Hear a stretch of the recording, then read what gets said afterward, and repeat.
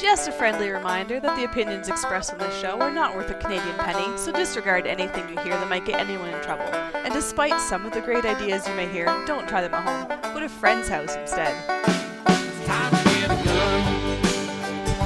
That's what I've been thinking. Well, I could afford one.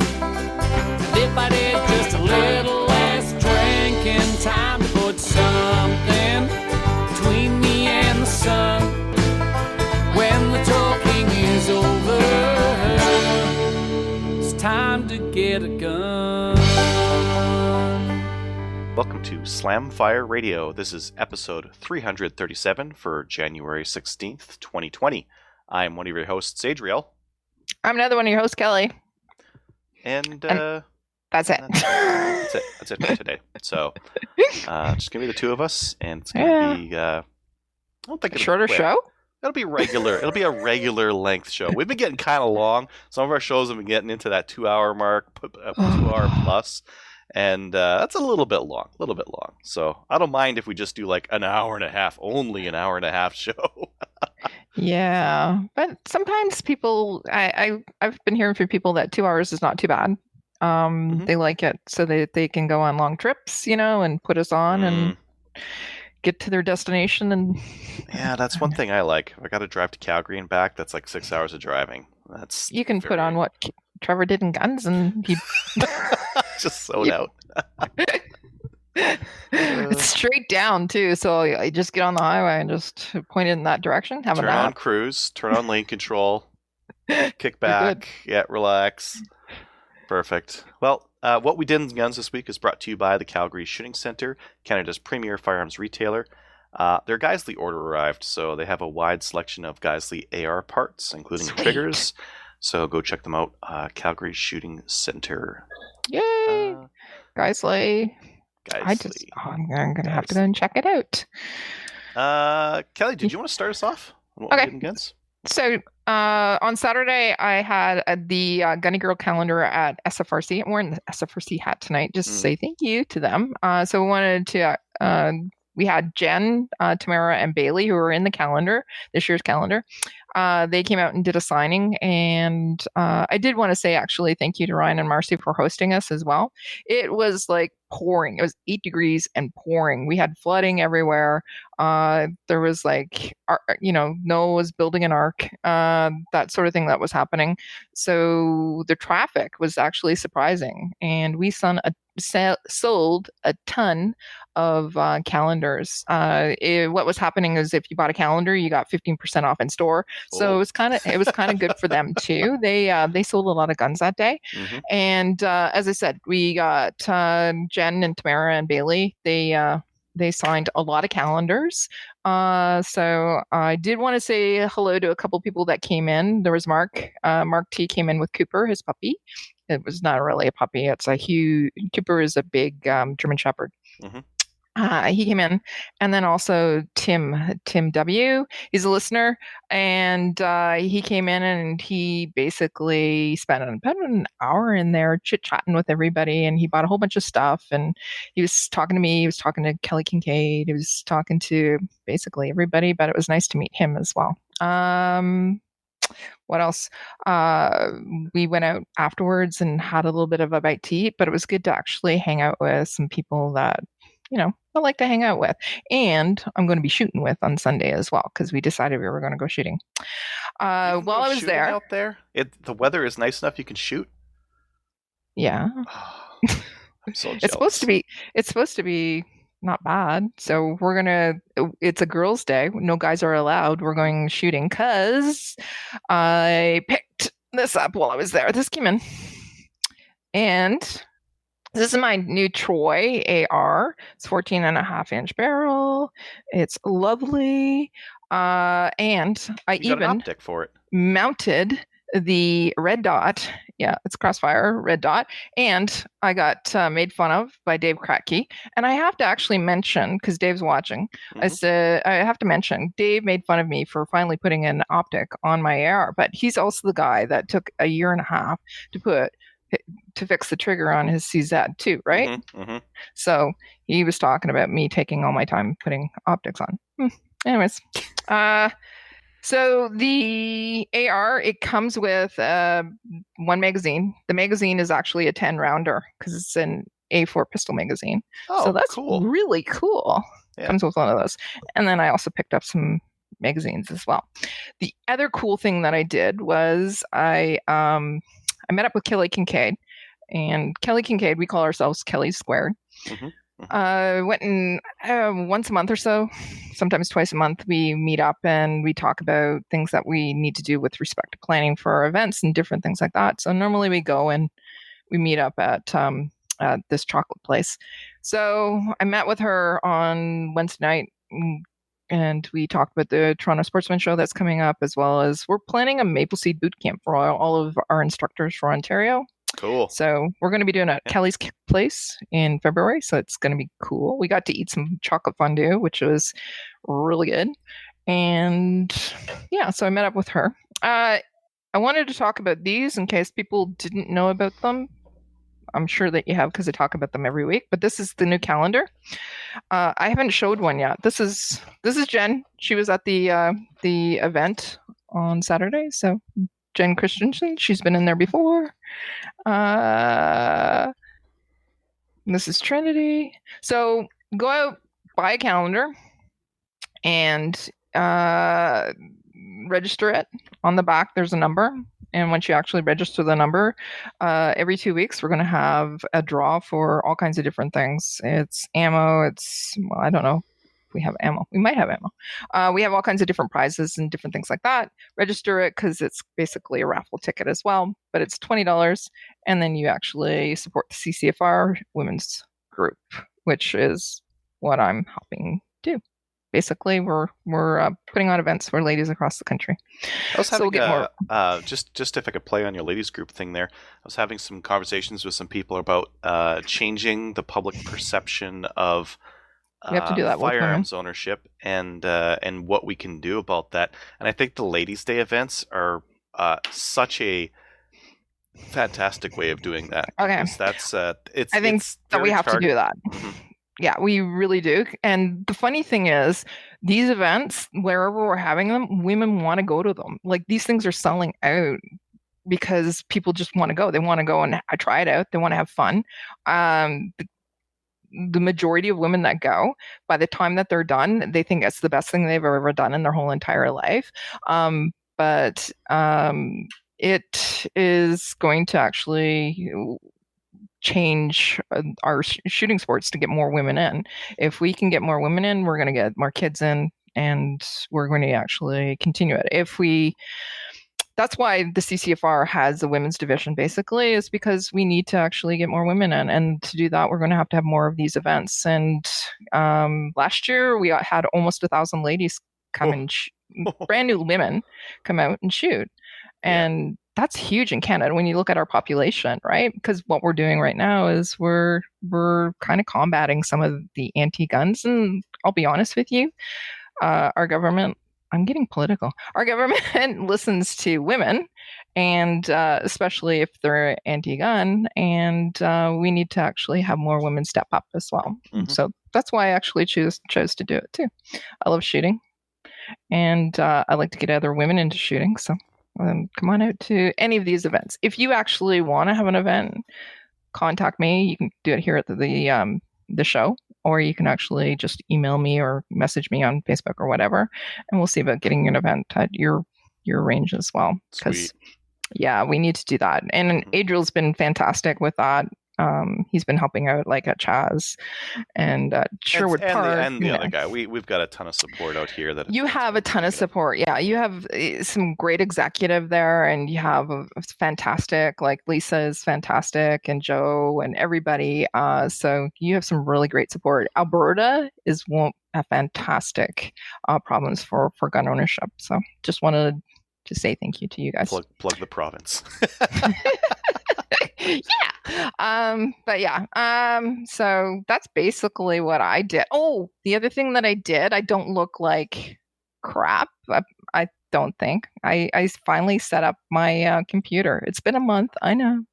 But I do have the new computer all set up, and we're using it tonight for the show. So I wanted to say thank you to Adriel as well for sending me a new computer and being patient with me for not actually setting it up for a month. But I kind of was. You're being generous with the month. It was much longer than a month. Come on. Yeah, okay. It's been sitting here for a while. I've been so busy with work. I was away, and then my life has been 7 a.m. till midnight writing. The quality looks much better, and some of our listeners mentioned, our viewers mentioned last week that it looked potato quality. Now it's much better than potato quality. Flip phone was what was mentioned, and Trevor said, "Yeah, filters from Snapchat or whatever." Nokia. So I said, yeah, yeah. But I do have my new computer set up, so thank you, Adriel. Yeah. No problem. All right, Adriel, what did you do in guns this week? Practically nothing. It was so cold here. Edmonton had a cold snap, polar vortex came down. What's it at right now? With wind chill, it's minus 37 right now. That's fine. Without, I think it's just minus 30, somewhere around there. But it's been we've been hitting wind chills of minus 45, minus 46, that kind of thing. We've been breaking records in terms of how cold it is. Sunday, it's going to warm up to minus 18, and that's I'm really looking forward to that. Sweet. Yeah, that's going to be a fantastic day. But then right after that, it's going to warm up even more. I think we're going to get down to minus 5 or something. I'm probably going to go outside in some shorts and So Sunday I'm going out to the range, and it's going to be 0. I would do the range at 0. At minus 30, I've gone to the range at minus 30. I've shot with wind chill, it's too much for your hands. There's just no way to keep them warm. You're holding on to an aluminum gun or something like that, and it just soaks the heat right through the gloves. It soaks the heat right out, and your fingers freeze really quickly. Right, and the gun's not functioning all that well either. They don't like to run in. Well, you can make them run. You can dry off, towel off a lot of the oil and just leave them. There's still going to be a very thin film on there, but very thin, and that works okay. You need to make sure that they're conditioned to the cold. You don't move them from hot to cold too quickly. They can get condensation and that can freeze up in there. But yeah, you can make them run. Yeah. And that's semi-auto. It's a lot of the bolts and pump guns and that kind of thing. Those guys run just fine. Yeah. Okay. I got a response. So I don't know if I mentioned it on the show or not. I had emailed the Alberta ministry in charge of wildlife and that kind of thing, and I'm like, yo guys, previous NDP government banned spear hunting. I think it was a stupid move. Yeah, you mentioned it. Yeah, I did mention that. So I emailed them and I said I think it was a stupid move. Very few people do this. The only people who do this are super into it, super enthusiasts, and have been doing it in accordance to how they feel is ethical to hunt. And I got a response on it, and the response was they had actually done a consultation of some kind. They had surveyed some hunters on what they felt about a couple different things. They put in sub-poundage bows, crossbows during bow season, and they asked them about a couple of things like that. And the resounding response was leave it as it is, which they did some consultation. I'm not a super fan of even doing it like that though, because what you end up with is tyranny of majority. Yeah. So if the majority of hunters are FUDs who just want to keep it as it is right now, you'll never get it. You'll never get any change. You'll never get people who are on the fringes who are doing something that they enjoy, who can be let to do what they want to enjoy. So I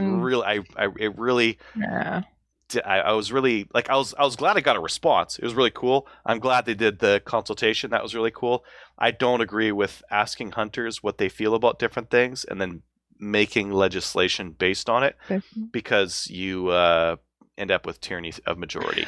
So it'd be interesting how they ask those questions, because a lot of times they'll say they've done a survey, they can look at the statistics, etc. But it's always interesting to see what type of questions they Do you bow hunt? Do you cross? He included some screen caps of it. They weren't bad questions. Okay. I just disagree with the asking. None of these people spear hunt. You can ask 1,000 hunters in Alberta. Your chances of getting a spear hunter in there are incredibly low. One, maybe. I would say Maybe. 0. There's probably like 5 to 10 people max that spear hunt in this province, or used to spear hunt. Probably less than 5.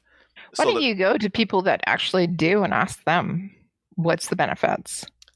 Do you guys? Is this safe? Is this okay with? Are we okay with people doing this?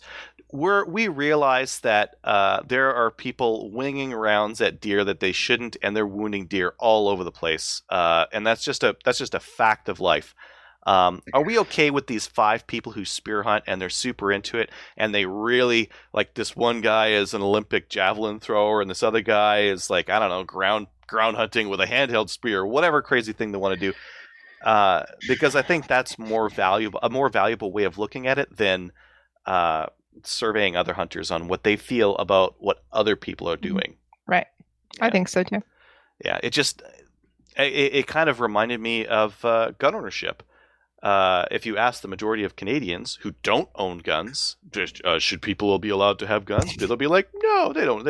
I don't need one, so why do they need one, right? And that seems like it seems like an ignorant way of doing it. And this survey came across the same way. I'm glad that they went through a process and all that kind of stuff. I just don't like. Yep. I don't like that they put these rules in place for the minority without really even looking at it in a more objective way, I guess. Right. But good way to cover your butt for it, I guess.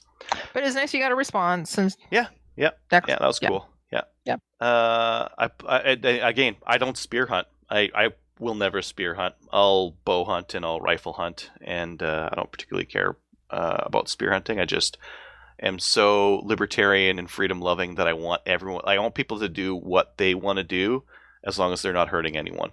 That's fine. I published some videos on the Rossi Overland and that modded out GSG 16 that I borrowed from my buddies. So I didn't get a chance to watch them. The GSG 16 one's fun. My overall, the Rossi is used. They don't make them anymore, so it's a side-by-side shotgun, overland, external hammers. Kind of a fun shotgun. And if I was to do cowboy action, that would be probably one of the shotguns for me. Cool. The GSG, a fun range gun. I think if you wanted to get some friends shooting, and you put that in their hands, they'd be like, "Yeah, this looks cool. Yeah, this is like an MP5 kind of a thing." Even though it's 22 and it's low recoil, and I think actually new shooters like that kind of stuff, anyways, right? Yeah. Yeah. So. Both those are really fun. I got a whack of chamber cleaners. So I had did this one with this brass one. I used it a couple times. One thing with brass is that it actually bends and then it stays bent. And then you're like, oh, but I want it to clean there, but now it's bent. So now I got to like push it in further. But nylon doesn't bend, so I got a whole whack of these things. I'm gonna try to use these ones. They're really cheap. I got them from China, so who cares? Chinesium. Yeah. They're 25 cal chamber brushes. You know, the thing about these though is that there's not really any cheap. I don't think there's any cheap knockoff brushes. These are just probably straight out of the same factory that produces everyone else's. Because there's no other market for it, right? No, there's not. Yeah. But I bought a ton of the brass ones. Down. You might find that they bend a little bit. Yeah, but you can just fluff them up.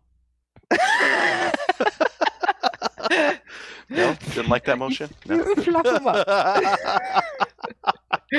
I'm not just going to leave that comment. Anybody can. We're not going to talk about fluffers. Okay. Okay, good. Well, now you just mentioned it, so so much for that.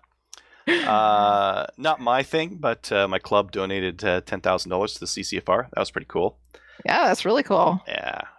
Thank you to Chaz. Your club is Chaz. Just wanted to mention that again and giving a shout out to Chaz. But yeah, awesome. Doing a lot of things. I mean, we're talking about winning hearts and minds of the general public. Chaz runs ladies events, open range events, family day stuff. So like more ranges have to do that, and we have to see the ranges that are fuddy and only for members. Like they can't be that anymore. We'll lose the public perception. So you can be fuddy and have your own members and have no guns. That's the future that we're going down if you don't tackle that public perception. So the whole thing about, you know what, nobody else is allowed to shoot here. We don't even want to publish our address or anything like that. Yeah, that's not good. I can understand why, but I also no. But with Chaz, you guys also donate annually to the hospital as well. Yeah, through that through our 3-gun match, right? Yeah, we do about $10,000 a month, or not a month, per year. Wow, just with that amount, just with that one event. I was arguing with someone online. There's like hobby guns, like that has zero benefit to anyone. I'm like, well, I mean, like if you want to say zero, like here's $10,000 we raise for the Stollery once a year, right? And that's just one event. Think of all the events and all the clubs that are across Canada, right? Right. And then you also have to think, what is the impact of that event on your economy in that area as well? Mm-hmm. Like these things we have to actually talk to people about. Yeah. This is where it's coming from. Yeah. Brian, just 1 second. Continue on. I have to let the dogs out. All right. And then I ordered some. I was actually talking to a buddy of mine on Discord, and he's like, "Oh man, there's some 1911 laser grips on AliExpress. But AliExpress is like eBay." And he's like, "What do you think about these?" I'm like, well, they're $20, so I'll buy a set. I'll find out. And then I was also on there, and they also had like a bunch of different wood style 1911 grips for like $10 a pop. So I got a couple of those too. Yeah. When they're supposed to come in? The stuff from China is like 3 to 8 weeks because it's on the slow boat. It's got to come over. It's got to like get over here. It depends on the slow boat schedule. So whenever you're ordering stuff on Ali or eBay, check the shipping details because they're all over the place. Yeah. But it's -30. I'm not itching to put my grips on my gun to go outside. You're not going out to go and pistol shoot. Yeah, exactly. Yeah, I've been getting more camping gear and stuff. I ended up I was asking my buddy for some like lightweight recos, and he was like, "Oh, there's this hood that you can get that's down. I'm gonna put it on just because it's funny."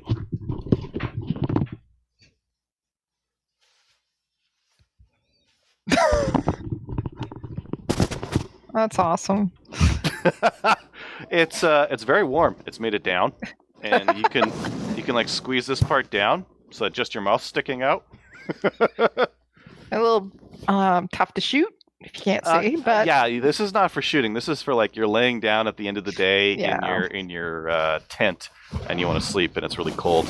I suppose you could use it for shooting, but yeah, it squeezes down to like that.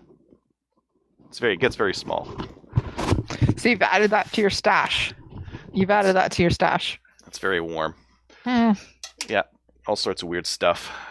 I think that's it for stuff that I've done in guns. Sweet. Again, it's been cold. I'm just trying to survive. It's -30. It's cold. It's Alberta. You're used to it. Yeah. We are. It's -30. It's Alberta. It's winter. It happens. Yeah. Yeah.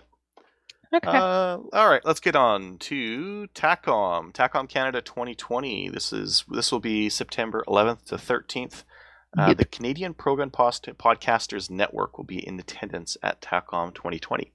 Your favorite podcasts will be on hand throughout the show, so make sure you drop by the booth to meet your favorites and pick up some swag, or drop by while we do our special live broadcast, where we'll be talking to event organizers, guest speakers, and vendors about all their new and must-have products. You can see details for the show at tacomcanada.com and stay tuned for ticket release details. I hope this is someone like responsible doing this and not me. Or are you going to this? You're going to this. Yeah. Right? Yeah. So there's a whole bunch of podcasters that are going to be going. So when you say responsible, I'm going to be going. Yeah, I'll be there. But they're all your favorite podcasts. So if you are part of, so Silvercore is going to be there, Prepper Podcasts. We got people coming from the Canadian Patriot. We might even have Sean and John from M14. We have the guys. There's a new podcast there's a couple of new podcasts that have just come out or are coming out as well. Dean Carr is going to be there at his select shooting supplies booth, but he is part of this network as well. Oh, cool. He's just about to release his podcast.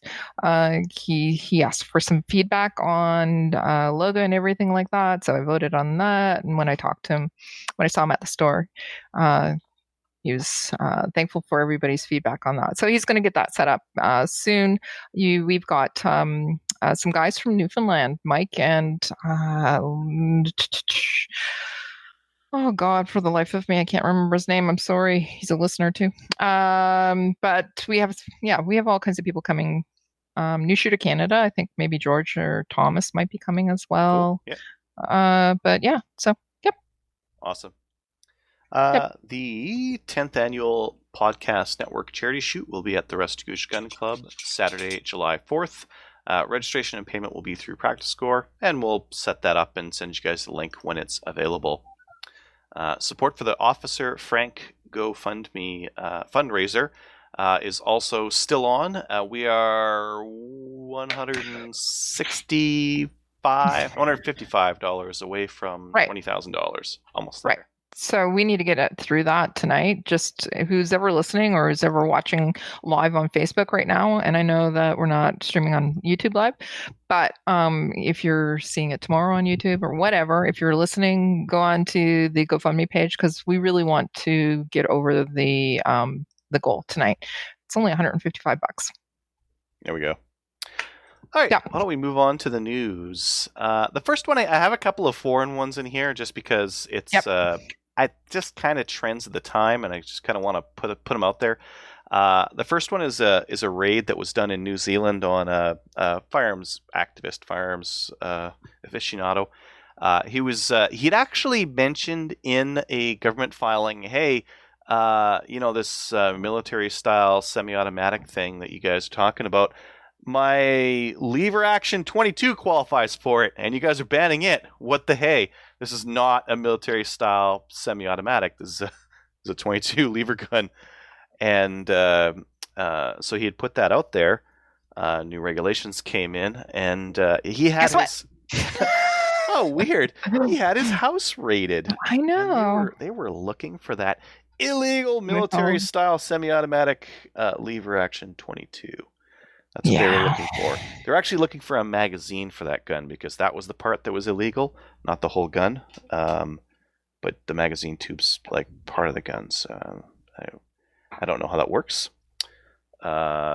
Anyways, they didn't find it because he sold it or gave it away or something. So we'll say that he's tough. Done something tough. This is like should be chilling to you and I. Because if Canada is following New Zealand as their role model for gun control, anything we've shown on the show, I have sold, by the way, since then. It's all gone. I don't have anything. And shoot. You too, right? Yes. We didn't see my new AR at all today. No. Well, that's restricted. That's tracked anyways. You can't hide that. But you did strip it down to the receiver right afterwards, right? Just the lower? Yes. Yeah. Let's see here. The next one I have is firearms and parts are to be removed from ITAR. So, yeah, you posted it down there too as well. But So ITAR got updated. It means that what does it mean? Let's talk about it. For the longest time, trying to get Cajun Gunworks parts for your CZ Shadow in Canada was not possible. Yes. Or it was difficult. You had to wait for one of the importers to do a batch import. You had to say, please put some of these in for me, and they would send it in. They didn't have distributors here for the longest time. I believe they have some now, but for parts like that, or for parts where they're like little cottage industry sellers, they can now send them direct. I think that's fantastic. Right. So what it means is they don't have to pay the annual fee, which was ridiculous to send parts here. Mm-hmm. So it's basically a loosening. So we should be able to pay, or we should be able to buy more parts and things from the US and have them sent here with no problems whatsoever. That was one of the things, like, for example, if we wanted to go and train down the U.S. It was a concern. Same thing with coming up here. Or if we wanted to actually just even buy certain, like even a belt. I know that Greg May had an issue with that, and it was denied because of ITAR. So A belt? yeah, a belt. Hmm. It was odd. Anyways. Yeah. Well, Yeah. this is I think this is fantastic because, again, we have our local retailers that are selling most of this stuff that have it available. Yep. But still, there's a lot of stuff that you just can't get. And Right. Midway, imagine if this is in, Midway might send to Canada, and then we could get cheap mats. And then I was just going to say, we can get cheap mats. I usually wait until they go on sale for about $29, and then I have them shipped someplace in Michigan. Not saying where, just in Michigan. Maybe you won't. Because a lot of these places, like Canada, you guys don't buy hard. You guys are like 1% of the U.S. We're not going to deal with that nonsense. We're not going to pay $2,000 a year and deal with these export regulations and try to figure out if it's ITAR or not. Like, what a pain in the butt. So now it's going to be a lot easier for them to ship up here. Yeah, very good. CCFR put out a video on intro to the CCFR. If you have friends who are gun owners who aren't a member, maybe send that to them. It's a quick overview of like what the CCFR's mission is, what they've been doing, and it's very, very easy to watch. Yep. Yeah. I think that like we keep going back to it, and I know that we're talking a little bit more about it tonight than we normally do or whatever. We need to get more people into shooting, and we need to be supporting those people who actually support us. It's not good for us to have interfighting amongst us, like people who are hunters against people who are three gunners or whatever. We need all to work together. So just go and look at the video, join the CCFR. You know what? Join other organizations too if you want to, but as long as we can all work together, then we're going to have a united voice. That's all I had to say. Exactly. We can move on now. Yep. No, it's a good point. The next bit is just more news out of Virginia, and the reason why I wanted to bring it up was because the timeline to this is now. So there's going to be a protest at January 20th is when a lot of these new laws are expected to come in, and there are a lot of them. They're putting in almost all the laws. How many counties actually are not have said that they're not going to go along with these regulations? Oh, I don't know. It was high. It was very high. It was almost all of them, wasn't it? I thought. And well, not some of the city ones. Like there's a reason why like Virginia went Democrat and just recently here. So like there's still some voters who are voting Democrat, and this is what you get with a Democrat government in the U.S. is gun control. So city folks, maybe, I don't know. I say that as a city folk myself, but. Anyways, there's going to be a large rally on the 20th. There's been some weird stuff happening around this. They've declared a state of emergency. They've declared that for a space around this area, you cannot have guns on you. So like no open or concealed or anything. They're just banning them entirely. They're leaving just a little spot for counter protests, and there's only 2 ways in and out of the entire area. So they can. Basically, arrest everyone who's. No, they're keeping. Yeah, well, I don't know. Maybe they're just keeping track and keeping an eye, and yeah, it's weird. And anyways, that's the 20th is like Monday, I believe. Yes. Yeah, Monday. So Virginia. That's kicking off. Yeah. Let's get into new gun stuff. So if you're going to be buying some gun stuff, do it before the gun places go to SHOT Show, because a lot of them, when they're at SHOT Show, there's no one manning the place. Yeah. And you can order stuff online.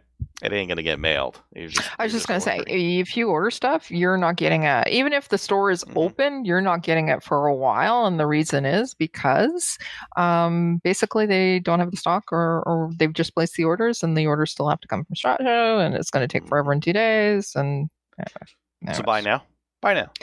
Yeah, buy now. Buy now if you're going to buy something. Yep. SFRC is running a bumper sticker contest. Yes. Yeah, so buy a bumper sticker, and you get a chance to win a CZ Shadow 2 Canadian. Okay, so SFRC, my favorite store ever, obviously, because it's here in Kingston, or just outside of Kingston, and they have the bumper stickers for not only for guns, they're doing that. They're quite successful at it, actually, but they also have another bumper sticker on Facebook group. It's actually things that are not just guns, it's other things. So if you go to Facebook, go to SFRC, go and get on there. So there's separate groups. Basically, one's a sticker contest for guns, and one's for other things too. And you can win really, really cool things. Awesome. Yeah. I haven't won anything yet. I'm really actually quite upset about that, though. I think if you want to win stuff at this point, you got to invest in calendars. That's the play. Invest in calendars. Yeah, do that. Okay. Go. Next one, Rangeview Sports. They're selling the Tara, I don't know, TM9 9mm pistol for $299. And there's a reason why it's $299, right? I don't know. It's from Montenegro, and it's kind of Glockish, but yeah, not it is Glockish. Glockish. Yeah, but not a Glock. No. But it's not competing with Glocks either. At $299, it's competing with the Norinco NP34, that the 226 knockoff, and that kind of thing. So maybe it's good for that price, at the cheapest price possible, right? $299 Canadian. Yeah. That's DASA double single action. What, is that real? Yeah. Really? How? It's not hammer fired. What's going on with this thing? How do they even do that? Are with double Are you single gonna action order one? trigger? No. I just Very I'm short gonna... reset when firing in single action, and then it does double. What the hey? How does that even work? If you want to know, striker fire, isn't it? you can. Yeah, but it's DASA. Like usually, striker fire is just you get a pull and then it goes off and that's it. If you get a click, you're done. You rack the slide. A DASA suggests that you can pull the trigger again and get another hammer fire on it, which a lot of hammer fired guns will do, like a Shadow or a CZ75. Those are DASA. Yeah, but they have a hammer, not a striker. This doesn't. That's what I mean. Yeah, that's weird. Well, if you want to find out, it's $299. It's a pretty cheap way to find the answer to it. I think the hunting gear guy should buy one and do a review on it. Just got rid of a bunch of pistols. It's tempting, though. The next one here is a Burris Full Field TAC 30. Wolverine Supplies is selling these at a pretty good discount, $365 for them. Doesn't come with the red dot or the mount or anything crazy like that on there, but it's a 30mm 3-gun or AR scope. So if you're looking for one of those, Burris has one, and Wolverine will sell it to you. At 24. Yeah. Shout out to Ryan Schellenberg. Yeah. Yeah. Anyways. Savage. So Plain Sight Solutions is bringing in the Savage Model 110 Ultralight. It's the priciest Savage I've seen. It's $1649. It's got a Proof Research carbon barrel, which I'm pretty sure Savage, like parent company or Savage itself, owns Proof. I'm pretty sure there's a relationship between those two. Anyways, $1649 for this ultralight rifle. Yeah. It's not that ultralight though. It's like 6 pounds. So 6 pounds doesn't come across as ultralight to me. But maybe it because it's got so little weight in the barrel, maybe it holds the weight to the rear. Yeah. So the butt pad on there, do you think you can weight it? So you're looking at the stock, right? Uh-huh. Look at the butt pad. Yeah. You think it's detachable? You can. It looks adjustable for length of pull. I don't think you can adjust the weight on it. Well, it's an ultralight too, so I don't know. I'm just click here for additional details. Why don't we do that? But it just says that here's the thing. Oh, it does. Yeah. 5.8 pounds, 6 pounds. Yeah, it's like 6 pounds. That's not lighter than a regular hunting rifle. Maybe I'm missing something. Well, for PRS, you want something a little heavier, anyways, don't you? Yeah, no, this is like if you're gonna go It's on the hiking PRS side. if you're gonna go Yeah. shoot sheep, you gotta climb mountains, and it's like, oh man, cut a pound off your rifle, and that's like amazing, right? Because then you can wear you can take a pound heavier sleeping bag, or more water, or beer, or I don't know, Beer. maybe not beer. Moonshine. Moonshine's very, very space effective. For hiking. You know why? Because you don't, one beer or moonshine. The other thing I've heard for hiking is just bring weed, because that's like super ultra lightweight. Jesus. Next thing. Okay. Tenda is bringing in this Hungarian 7.62 by 39. It's brass case, boxer primed, and it will pass a magnetic test. So Really?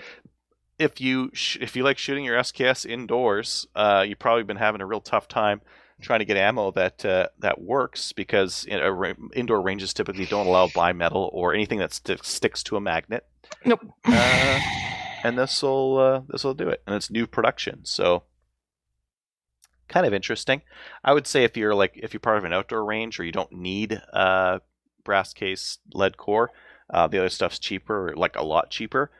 But if you want to compete with your SKS or your Type 81 or VZ58 or whatever, this stuff would be not a bad idea. Not a bad idea. And it's only $500. $500 for 900 rounds. Yeah. Right. Keep in mind, like, there's non-corrosive and corrosive that's both cheaper than that, but not brass cased. So you wouldn't be able to pass a magnetic test. So that's the interesting part there. This next one, I don't know if we've seen this one before, or if we've talked about it before. We've talked about the IWI Masada. It's that 9mm pistol that IWI is putting out. But Rangeview Sports has an optics-ready version, which it seems like a lot of pistol manufacturers are doing these days, because I think it's easy to do. You machine in a little spot, and you put a plate in there, and call it a day, right? Yep. If you're looking for an optics-ready pistol, the IWI Masada is $559 at Rangeview Sports. $100 off. Good. Mm-hmm. Excellent. Man, more Turkish stuff. West Rifle is bringing in a rifle called the Monza. I missed this one when they first announced it, but I'm bringing it up now. And it's a 308 bolt gun. So we've seen a lot of shotguns out of Turkey. We've seen some pistols. We have not seen very much for rifles. And this will be the first, I guess. I have no idea what action style this is running. I took a look at it and I thought, like, oh yeah, it's a REM 300, until I saw the safety and the bolt, and I'm like, oh, it's not. Oh, sorry, REM 700. All right. Yeah, it's not that. So I don't actually know what this thing's built on. It might be proprietary. It's got a couple of interesting things. It's got like an adjustable cheek riser built into the stock. Yeah, it looks cool. Like a pick rail on the top that's got like iron sights built in, which I have no use for, but the pick rail's cool. I have no idea what these things cost. I'm kind of interested, more just to know like where it's at. Yeah. No, it doesn't give you any information at all. Not really. Okay. I couldn't really find much online. Okay. The last one, and again, I'm pretty sure the Ruger Wranglers, we announced them when they were first announced. I don't know if we talked about anyone actually stocking them. North Pro's got them. North Pro's got some Ruger Wrangler 22. These are 22 revolvers, and they're $294, which is pretty reasonable. I think some of those like really, really cheap 22 revolvers, they got some cowboy name to them. And they're like $200. Anyways, these are Rugers, so the quality's probably a lot better, and they're $300, which is pretty cheap for a pistol. But it's a revolver. But it's a revolver. Revolver 22s are kind of neat because there's no recoil. Like the thing I really every time I get into a revolver and I try it out again, I'm like, oh yeah, that's why I hate revolvers. Is the bore over hand act, it's like way high, so you're always going to get a ton of flipperosity, and the grips on them are terrible too. There's nothing to grab onto. You got to curl your thumb, because if you put your thumb straight, it gets into the cylinder gap. Yeah, they're just not made for gaming, and that's why I don't like them. They're just okay. I do admit they're fun to shoot, but yeah. They're not what I choose to shoot. Only the most powerful revolvers? Yeah, just because oh man, that is a ton of power coming back Dirty at Harry? Yeah. But, Yeah. Anyways. Yeah. Okay. Those are cool. All right, why don't we head on to the main topic? All right, for our main topic, I've been looking at body armor recently, and I was asking some of the guys at Slamfire who to talk to about body armor and who knows their stuff around it. And Colin came highly recommended, so I thought we would take 15-30 minutes and soak all the knowledge out of your head about body armor. Are you cool with that, Colin? Yeah, absolutely. And Colin, just for some background, you're a field officer with the CCFR. What else do you do? I'm a retired veteran. I served 21 plus years with the Canadian Artillery. And most of my experience around body armor, I guess, would come from that, and also, from post-military. Awesome.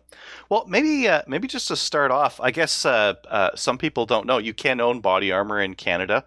I know. Is it legal in all the provinces? I know in Alberta you need a PAL. You need a PAL to own body armor. The other provinces about the same thing?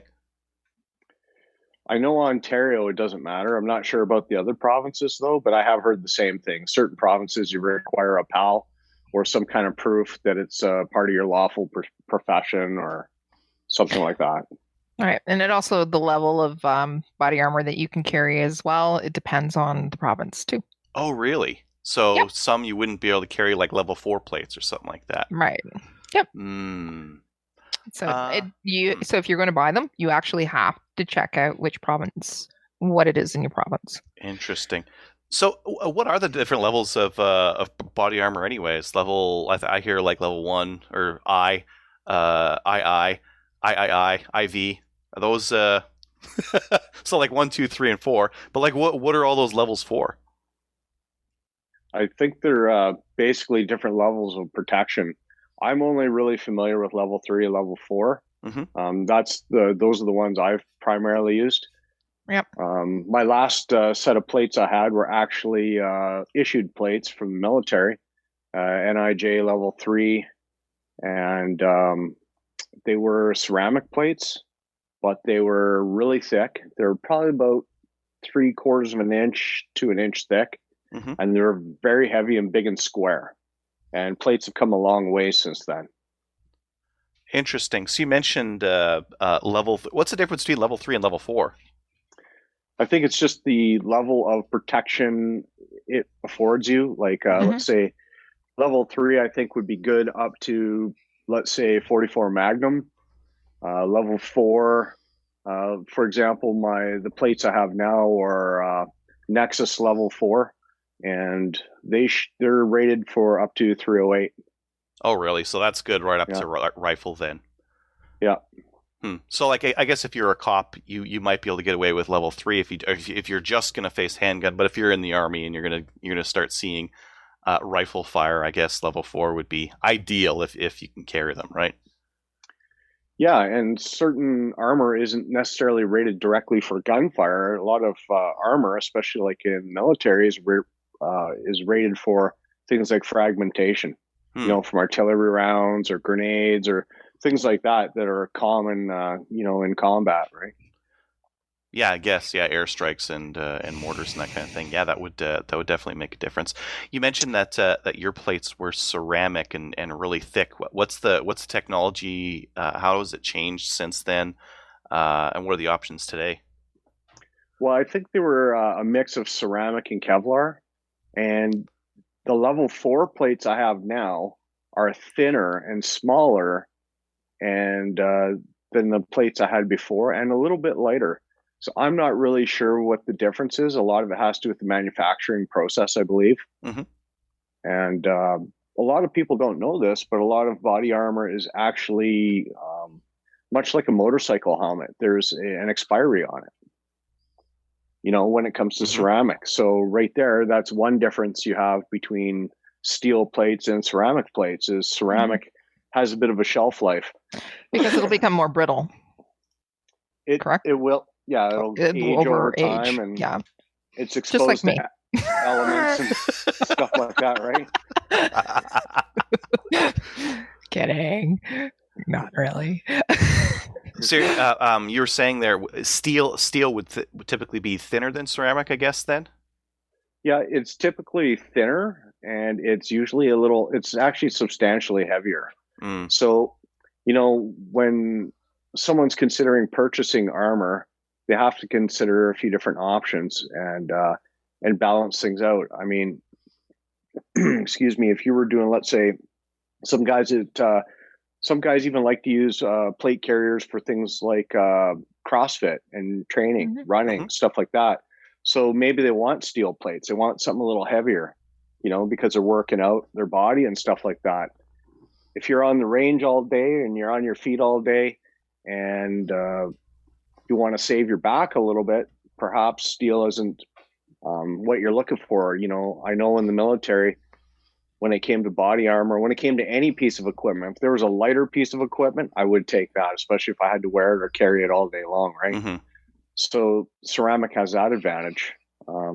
Another thing with steel plates is they can take multiple strikes or multiple hits, whereas ceramic or Kevlar can start to break up and fall apart after multiple hits, and you can't squeeze another day out of a plate that's been shot or hit, so to speak, from a significant strike. But steel plates, you could probably, depending on what's coming at you or what hits you, you get another day out of it for sure.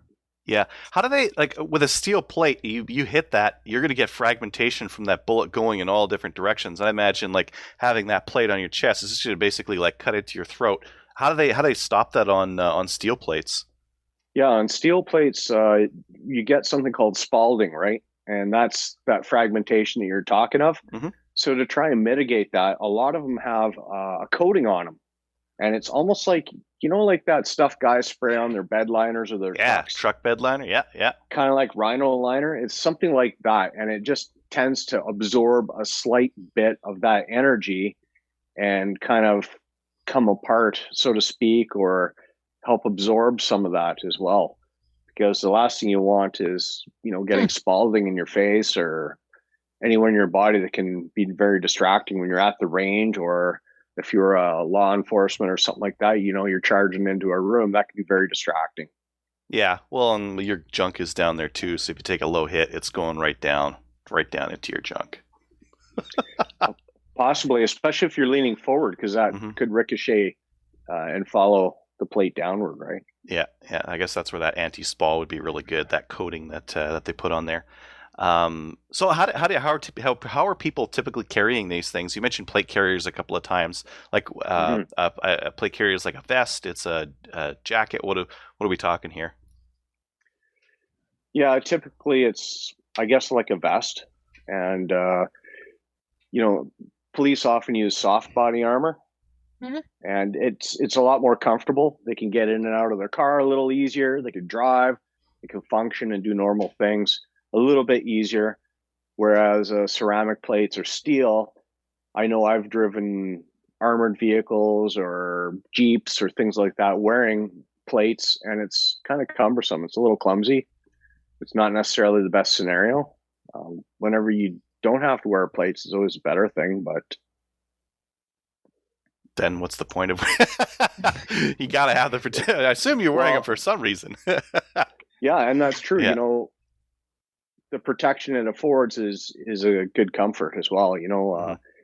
People, you get some people out there, I guess you call them like the FUDs, right? And they'll look at guys wearing armor on the range and they kind of scoff at it and things like that. But I'll just give you one scenario. I think it was last year or the year before.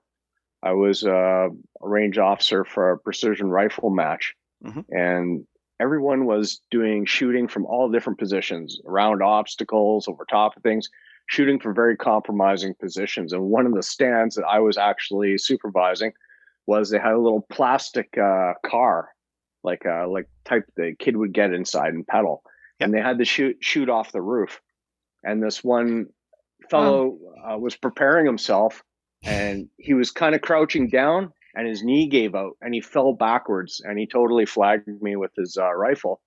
And I didn't have my plates on, and I thought, of all the times I wasn't wearing a plate, this had to happen, Yeah. But luckily, nothing happened because of it. I was just lucky, but so many times, and the last 3 months, I've had 3 ricochets at the range hit me, either from something coming back from a backstop, something from an adjacent range, or Spalding coming off of some shrouded steel. Oh. Yeah. So. Yeah, it happens a lot at 3-gun. It's never anything with enough energy to like really hurt. Well, not hurt, to really do any damage, as long as you're wearing ear pro, eye pro. But I don't know. Like, I guess you could take some shrapnel. Well, I don't know. See, these glasses are a little bit. Oh yeah. They need a repair because it took a 45 slug on the side there. So I was always grateful to have them. Yep. It's funny. So people will look at it and go, what do you need that for? Well, it's like telling a carpenter, what do you need safety glasses for? Or what do you need, a welder? What do you need a welding shield for? Well, it's just added protection. And if someone wants to wear it, what's the big deal, right? Right. And then also you actually, for you or for somebody else who they use it, you can also, when you train, you can actually train according to actually how you work as well. So, hey, do it. Yeah, I mean, I've seen a couple of guys wearing plates at 3-gun, and it's looked like really good exercise, and a really good test for their gear as well, because some plate carriers, the fit might not be quite right. It's just like a backpack, right? Like going hiking or something like that. You get something that's not fit quite right, and you never use it to that level. You don't know how painfully out of fit it is, or how it's just like a terrible piece of equipment for you, unless you get 10-12 hours in that thing. Then you know it for sure. And here's the other thing: plate carriers often act as mag carriers, first aid carriers, radio. Like there's a lot of the stuff's like Lego. You can add or subtract what you want to it. Yep. It's a convenience thing. Yeah, exactly. And I think, yeah, definitely. So if you were recommending like a plate or carrier setup for someone who didn't have any, what would you recommend at different budget levels, and what would those budget levels be? Well, I've personally seen and used different levels of stuff, and you know what? Whatever a person can afford is always better than nothing. And the thing is the big difference between a lot of the plate carriers are just the features, the functions, and the convenience. For example, Condor puts out a really low profile plate carrier that doesn't really break the piggy bank. I think they're about $160, the one I was looking at originally. And there's nothing wrong with them. You can beat them up all day long and they'll take it. The next one I had was a 511 plate carrier, and nothing wrong with that. It's really well adjusted, lots of molly on it, very comfortable. But there was some other features too that I didn't like about it. Like, for example, adjusting the yoke on the shoulders. They have this funny wire that goes through it and down along your back. And if you're, let's say you decide it's a cold winter day, you want to put on a jacket, you go to slide your plate carrier on and realize, man, this is a little bit too snug for comfort. Well, now you're screwing around for 10 minutes trying to readjust your plate carrier. The one I have right now is, I really like it so far. I've had a chance to wear it around the range I just wore it for a few days of filming not too long ago. We were doing some online courses. And I really grew to like this vest because it had a lot of cool features on it. On either side, it has a quick release. On the left and right side, it's the Warrior Assault system. I have the Recon plate carrier. So it has a quick release on each side, instead of having to undo Velcro every time you want to take it on or off, or slide it over your head. My 511 one, I had it set up, and I would just kind of slide it over my head. And away you go. But the one I have now is great. I have it here, actually. I can show you.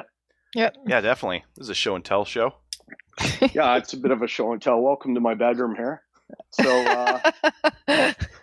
This is where all the magic happens. The magic Awesome. is holding plate carriers. That's the magic right now.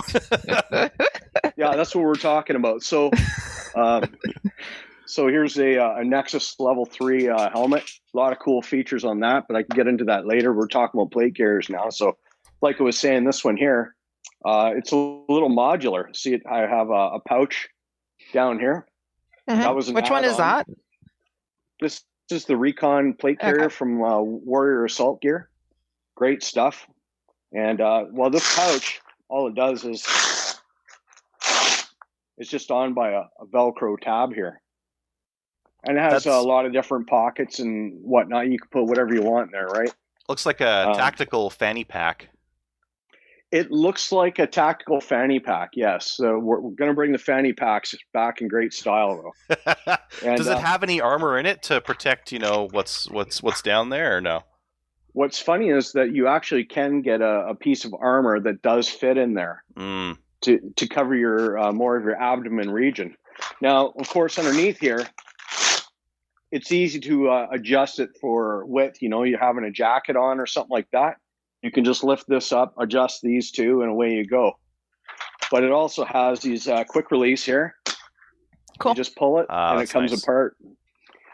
Some of the nicer plate carriers as well, you're going to see stuff like padding on the inside with some air channels. So those air channels, if you've worn plates for any length of time, you want something that has channels like that, so it allows Breathing and air movement and breathing. And also, this is like foam padding here.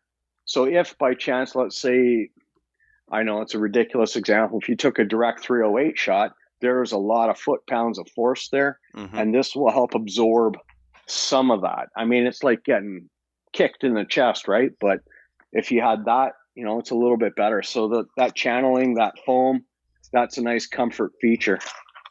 Remember I was telling you before about the 511 ones and how the yoke is hard to adjust? Yep. This one basically is just you pull this Velcro off here, and then there's more Velcro, and it's easy to adjust. It takes you seconds as opposed to 10 minutes with the 511 one. That's something I really appreciate about it. So Sorry, but what was the cost on that? The cost? Or do you want to tell? Oh, no. I think I paid, give or take, about $360 for this plate carrier. Okay. Does that ever include everything, like the pouches as well as the plates as well, or? That was a bare bones vest, just the vest. These two pouches are high speed gear pouches. Yep. And I like them because I'll show you why. Those are HSGI tacos. Mm-hmm. That's exactly what they are. And your mags can just fit in there with tension, right? Yep. Which is nice. There's no, like I have this one here. This was one I had on my old 511, and it has the bungee on top for your mags. Yeah. And sometimes, especially where speed's important, let's say you're at a competition or you're trying to shoot quickly and do quick transitions and mag changes, you don't want to be messing around with Velcro. I mean, you could pull it aside, to the side of your mag, but still, it's just extra fine motor skills that you don't want, especially when speed's involved. Your fine motor skills go right out the window, and you have to rely on gross motor skills. That's why a lot of your drills at the range should be focused around gross motor skills, because they're going to get you through under stress, right? Yeah. So also this vest here, what's cool about it is this front panel can come off quickly. Right? Oh. So here's a setup for like AR-15, and I have a couple mags for my SIG. Right. But let's say I had another setup I wanted for a shotgun, or 3-gun, or whatever, right? It's just like Lego. You just snap it all on there, and away you go. You're done. Adriel, are you having envy? Some guys run the vest setups for 3-gun, and I would say that they are modular, and they can carry more stuff on a vest. But for pure speed, the belt stuff it's straight up gamer stuff that we run in 3-gun. It would not work in a tactical situation. Well, here you go. Talking about belts, this is also Warrior Assault Gear, and I like this. It's set up very similar to like a IPSC belt. This Yeah, is inner like outer. an inner outer, exactly. That goes in your pants, and then that just goes over top with a Cobra buckle to keep it all secure. I really like it. Yeah, and that would probably work. You'd have to get something that works with your vest because you wouldn't want to have like a mag that gets stuck under the vest or the carrier or something like that, right? Yeah, well, it's good to have stuff that's already been. Everyone's worked the bugs out of it. A lot of tier 1 units and stuff are using this gear, and they're using it because it's functional, it works, and it's simple and it's reliable. One thing, in terms of belts, are I really like their. This is also Warrior Assault gear. I kind of like these taco pouches I had before, and I put them on the vest. But this is one of their products I kind of like. It's their holster, and I set it up actually for my 226. It just slides in, and it's a thumb drive. So you push this button here. Mm-hmm. What it does is when it goes in, it snaps. It holds on to your trigger guard, right? Yep. So what's cool is that you can use, here's my CZ Shadow. Fits in there perfect. But hang on a sec. Have you ever tried to find a holster for a Desert Eagle? Have you ever? Because I tell you, there's a few like holsters I found. Some of them are like Magnum PI, a big leather, it's like wearing a bra, shoulder, right? Yeah. Yeah, well, you can't wear those at the range. But this one here is kind of cool because all you do is this adjusts for any size firearm. You just open up these tabs here. I didn't know that this existed. No, me neither. Well, see, place your pistol in there, and then you just wrap it back up again. Of course, I'm fighting Velcro here. Yeah, on a timer. In front of a live studio audience, online audience. Okay, well, there you go. It only took me a few seconds. Now look. Sweet. Oh. So what is it? Sorry, what were you saying? So what's the name of the holster, you know? Or it's just on their website though. It's on their website. I can't think of it off the top of my head. I mean, half the time, I'm spoiled. I just go and I see Scott or Josh, and I say, "Hey, this is what I need," and they go, "Well, here you go." Yeah. Who's the manufacturer? Who makes that? This is from Warrior Assault Gear. If you go to Black Bear Gear, they carry all this stuff, and it's fantastic stuff. It all works together. It's great. Yep. I say kind of buy once, cry once, right? So, and I also wanted to do some night shooting next spring. I get a lot of interest in people wanting to shoot with NVGs or stuff like that. So, of course, on the Nexus Level 3 helmet, you have an NVG mount, foam padding. This is pretty cool. Yeah, it's a BOA dialer. It loosens or tightens, kind of up to the back of your head, much like kind of like a hard hat, right? Yeah. Yeah, exactly like a hard hat. It'll take around though. Yeah. We had some people that were asking about it. What about helmets? Your recommendation? I know that you recommend wearing it. I've seen you with it on. So, what's the average cost for a helmet? It depends. I've seen them anywhere from $700 to $1,200. Okay. This is a Nexus, and it has the BOA or the arc rails on it, and you can also attach your ear defenders on there too. Cool. So I've seen that setup. That's slick. Yeah, I'm one of those kids. I should probably actually wear this helmet 24/7 because I've hit my head quite a bit, and and you know what? Having your earmuffs attached, just one more piece of kit that's attached to something that you don't have to look for is great. You can add lights to it. A lot of guys like to put a GoPro on the front. Yeah. Mm-hmm. You can get actual GoPro mount, and that I'm actually interested in that because I want to take this CZ Shadow 2 and actually run it against time and challenge myself with different drills. So yeah, that's a good idea. Oh, here's the slickest part of this whole helmet. I mean, I would have spent the money just for this. It almost has like a little magnetic slide lock. There's no button or anything. No D-loop. No. Yeah. Let's see. D ring. Yeah. Yeah. Interesting. He's putting it on, but we don't see it. Yeah. So there you go. Yeah. Yeah. So, Look all tactical in your bedroom. well, it's usually like this. The only thing missing is a pound of bacon, and we're all in there. Yeah. So, I mean, this dialer on the back, it really snugs things up to your head. Yep. It's a good fit. It doesn't move around. It should be like a motorcycle helmet, right? It should. You should be able to move your head around, and it doesn't wiggle too much, so it's good and firm. Right. But you can still talk and stuff like that. Great thing is, see, I lift up. Mm-hmm. It's good to go. Well, my side buckle let go on me because I didn't do it up properly. But this little buckle here, it was time to be cool and stuff. Look, this comes off like nothing. I do have a question. We see a lot of people wearing plate carriers and people telling them they're wearing them wrong. So, when you're wearing your plate carrier, where should you have the top of the plate carrier? Where should you have it at the bottom? Okay, well, over, under jackets, that type of thing. Usually, a good rule of thumb is the top of your plate carrier should sit about where your collarbone is. Approximately. It's too high, it can be choking you a little bit, and if it's too low, it can be sloppy, and it can get in the way when you're trying to aim. That's another thing is when you're getting plates, you want to get something that has a shooter's cut to it, right?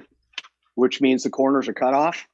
Mm-hmm. My old plates I had, the level 3 military ones, they were big and heavy and bulky and all that stuff. And when you would go to present a firearm, when you go to present, your biceps would be hitting it. And I could never really straighten my arms. I was always shooting like this.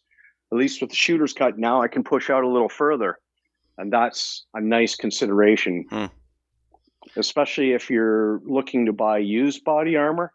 A lot of the older stuff is very square. It doesn't have those shooter's cuts. So. Yeah, I was looking at some online, and I saw that they were selling the just straight rectangles and then the shooter's cut at the same price. And I'm like, why are people buying the old ones? They must have old plate carriers that they're replacing, right? Because I would think that shooter's cut is the way you'd want to rock and roll most of the time. Great. He's putting it on. Other people wanted him to put it on, so. He had the helmet on. Let's put on the plate carrier. While you're putting it on as well, you were talking about you can get additions for it so that you can cover your abdomen. I can't even say you know what I'm talking about. Your junk. Yeah, your junk. Yeah. So you can get additions as well. Yeah, you can get extra armor. You can get side panels. Yep. Go right here in the sides. Yeah. And all that is a couple Velcro loops. It goes in seconds if that's what you choose to do. Right. I never had that the luxury of the side plates. Typically, for military purposes, we would always present and shoot facing forward. Yeah. And that's another consideration that people need to know when they're shooting, especially with a rifle or a carbine, is you can't necessarily shoot like you're normally used to shooting. Yeah. I'll show you. So, you adjust the buttstock on your rifle to adjust it properly, right? Like this would be perfect normally, but look, this is awkward. Too far out, yeah. And it's too far out, so you have to shorten it up at least the thickness of your plates. Yeah. And typically, I'd put mine right in the chest, as close to the side of your face, so it just comes straight up. Right. Just like that.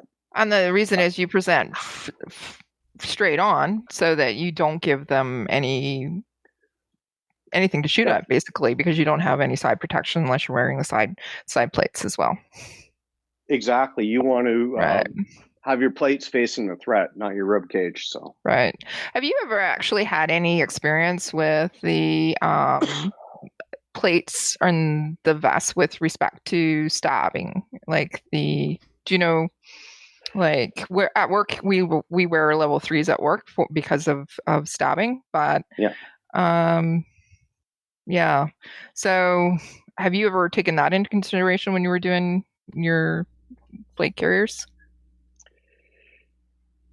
Stabbing, not so much. I know that some hard plates, I definitely feel confident, that nothing's getting through those plates. If a bullet's not, and I doubt a knife will either. Yeah. But, everything has its pros and its cons. A plate carrier can also be bad too. Mhm. The reason being is plate carriers are great if you have some standoff distance, let's say, if it's a two-way range. But plate carriers can be horrible in the sense that this gives somebody something to grab onto. If we were, grappling, it'd be something people can grab onto and toss you around with. So, but I mean, for my purposes, I'm just wearing them at the range for protection and convenience of, mags, first aid kit, pistol, holster, all that good stuff. Right. By the way, Tracy says you're tactical. She loves you. She said tacti-hot. Tacti-hot. Yes. Yeah. Oh. She's just saying that. See, and another good reason why I got a quick release. Oh, Lost one. Yeah, you lost one of your ones. That's okay. But yeah, those are some of the considerations to keep in mind. Comfort, breathability, adaptability, and that kind of thing. You're just paying for different levels of convenience, comfort, adjustability, stuff like that, and protection ultimately. Wow. Awesome. Well, I think that's been a really good overview of body armor, and I think that I've definitely got a lot more information on what you can get out there. It looks like about $1,000 for your basic plate carrier setup. Yeah, I'm about $600 for the plates I have now. That was on about $100 off. About $360 for the vest, so that's about $1,000, and I haven't even put a mag holder on it or anything like that. Mm-hmm. Helmet usually $700-800 on average. Yeah, cool. Well, if anyone else out there wants to pick up a set, I guess that's a going price. Thanks for coming on again, Colin. This has been really interesting, and I've been really Now I know what to look for. Sure, there's lots of things to look for sure. But ultimately, for a lot of people, it comes down to price. So don't be afraid to buy something that's a great deal and save up for something better if that's what you want. I do have a quick question about that. You were talking about buying secondhand or used, right? Mm-hmm. How confident are you in that? So if somebody says, "Well, I can't afford $1,000, but maybe I can do $500," are you confident in somebody, basically taking a chance on that? Will they get a good deal? On a plate carrier, no problem. On ceramic plates or Kevlar plates, I prefer to buy brand new because then I know what I'm getting, and I know it's not something old and brittle like you were saying. Yeah. When it comes to steel plates, I mean, you could take one look at it and see what kind of condition it is. There's no hidden agenda with steel, but a lot of times the Kevlar plates are covered in layers of Kevlar and has an outer shell. So you can't really see beneath that. You can't see what kind of damage it had. If someone dropped it on the floor, has someone actually shot at it at the range just to see how it is? For giggles? And then for giggles, and then tried to sell it to you. You don't really know. Yeah. So if you're just using it for the range, go ahead, buy something, used. But if my life depended on it, I'd buy brand new. Okay. So, thank you. Awesome. Any other questions, Kelly? No, I've been butting in. Sorry. That's good. Colin, do you have anything to plug before we cut you loose? I don't know. Here's some other considerations for you.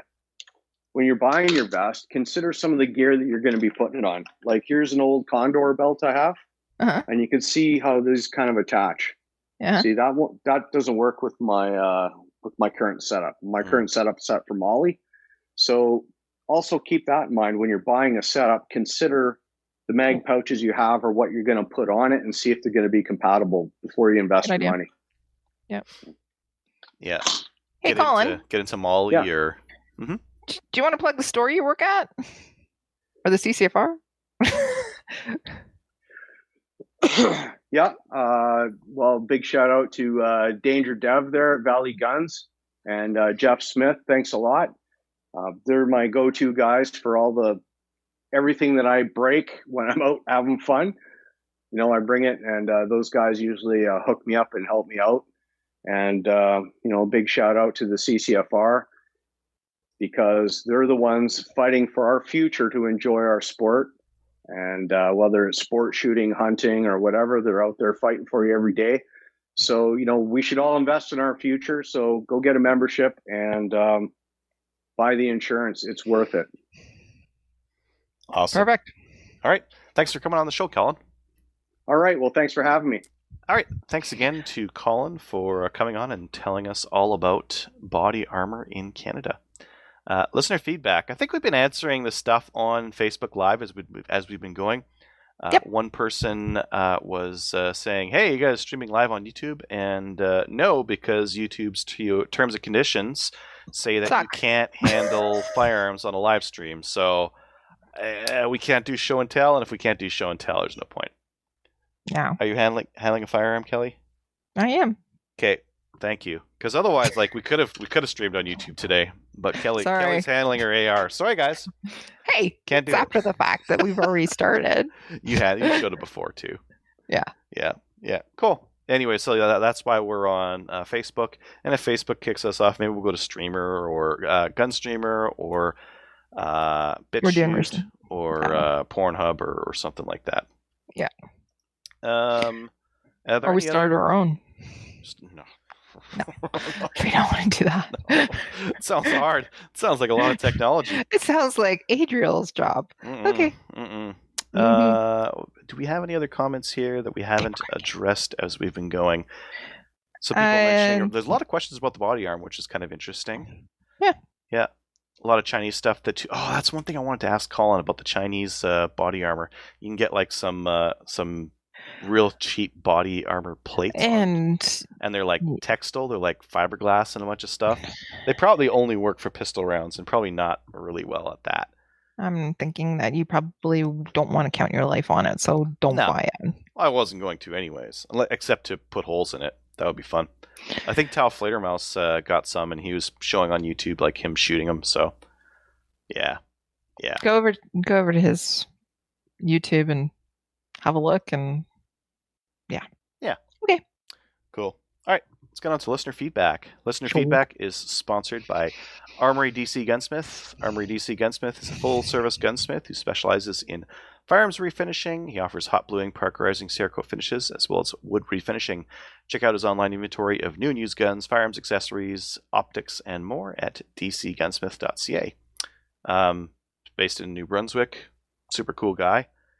Does good stuff. And I think he's doing optics mounting on pistols now. I think Trevor was mentioning that. So if you have one of those non-optics ready pistols that's obsolete and you want to get with the times, you can send your slide over to him and be like, yo, cut this for a plate. And he'll cut it for a plate, and you can put a red dot on there like all the cool kids.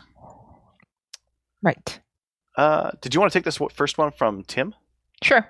It's from Tim. It says, hello. First off, just wanted to say that I love the show. Thanks, Tim. I'm not sure who is reading this. It'd be me, Kelly. But I met you, and he put in brackets, Kelly, today at SFRC and talked to you or her ear off about Maple C, 3-gun, PCC, and Black Badge. He actually didn't talk my ear off, but it was really good to chat with him.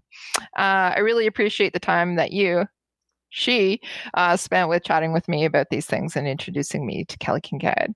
It was a pleasure meeting you, and keep up the good work, and thanks again.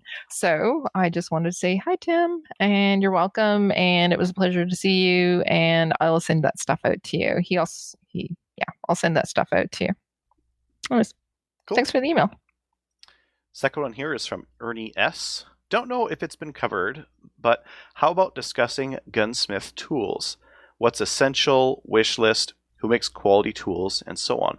Trevor must have 1,101 tips. Oh, I love that. Oh, I love how we put that all in. Yeah, that's from Ernie. So Ernie was talking about doing an actual show on a main topic too. So, who has the power to do this? I could just stick it in. Where's Trevor's date? Right there. Yeah. I'll just be like, talk about gunsmithing Smithing tools. I think because it's smithing too, you have to like talk about having a forge and melting metal. Oh, we should have Owen on then. He would know about that kind of stuff. Yeah. He could smith me up a revolver, right? Well, because that's like old timey and cowboy. Yeah. Yeah. No. Yeah. So, but gunsmith, and we have, blacksmith. So gunsmith would be Denny-ish. And Trevor, kind of. Trevor? And me, kind of. I have a Dremel. I am a gunsmith. There's your tool recommendation, Ernie. Dremel. Yeah. Dremel, a grinder if you want to make quick work. A Dremel if you want to take your time. Yeah. And then, no. No. So maybe what we can do is, did you already put it in there, by the way? Oh, yeah, I put it up top. Yeah. Okay, cool. So, Ernie, we will have it. It's already been penciled into the calendar. Mm-hmm. I have to check the date, but whatever. All right. One other thing I wanted to mention. It wasn't in an email, but actually Tim and Jordan both mentioned about the A22. I was talking about it on the last show. The Savage A22. So I was saying, oh yeah, this pin's really convenient. They were saying, well, that pin really should be metal because you can actually pierce it or break it, and that's no good. And that bolt, as it's coming out of the gun, it needs to tilt up a little bit. If your scope is too low, it doesn't come out. Yeah. So some of those pros they've got some like asterisks and that weird looking T that means that there's other weird stuff down below that you have to think about, their terms and whatnot. Yeah. Yeah. So. Yeah. And a couple people mentioned to me that the Savage 64 is it's not fantastic, and I agree. Yeah. Do you have podcast? Sorry, if you would like to email the show, send an email to slamfireradio@gmail.com, and we'll probably read it on the air. Maybe. We'll have to sift through the mailbag, and we just pick the best ones out of there. We read everything. We read everything. If you guys have events that are taking place, email them to us, and I'll put them in the events page. I'm talking to you, Ryan McLean. That's a good point. Yeah, because we're always trying to help get more people into competitive shooting, and I think that that's important for our sport, and it's important to fill up those events and make them successful. Yeah, or if you're having a ladies' day, just saying. Yeah. Podcast app reviews. So if you're listening to us on a podcast app, go ahead and like us and subscribe. Do people do that anymore? Mash that like button and hit the upvote with the thumbs up, and hit the heart button on there a couple of times. And I don't know. I guess it depends on the app. Like my app doesn't allow to do that kind of thing. I know iTunes still does, so it'll help over there. Maybe Podbean and Podcaster and Streamer and Sketcher and some of these other ones have something like that. Stitcher? Not Sketcher. Sketchers are shoes. Yeah. Sketchy Stitchers and whatever. Yes. Yeah. But nobody's does anybody leave reviews anymore? Like, really? Do you? I haven't actually checked recently. So maybe? There is an app that we can check that we can see if people. Anyways, okay. I have to ask Stacy. She was doing that. Maybe she stopped. I don't know. I think no. I think she generally does. She gets notifications. Yeah. Then she'd tell us. Yeah. Kelly, do you have any shout-outs? I have a shout-out to all the ladies that came out to sign. Well, not all the ladies. The 3 ladies that came out to sign the calendars. So Jen, Tamara, and Bailey, and Kelly for helping out with that, and also Greg Weiss coming as well, and as I said, Marcy and Ryan for hosting us. It was awesome, fantastic, sweet. And what about you? No shout outs for me. Patreon supporters, if you'd like to help support the podcast, head on over to patreon.com/slamfireradio. And you can choose to donate however much you want to per month, and we'll send you a patch and sticker in the mail, which I haven't done since before Christmas, but I will do at the end of this month. I'll send another batch out to anyone who's new, who is subscribed.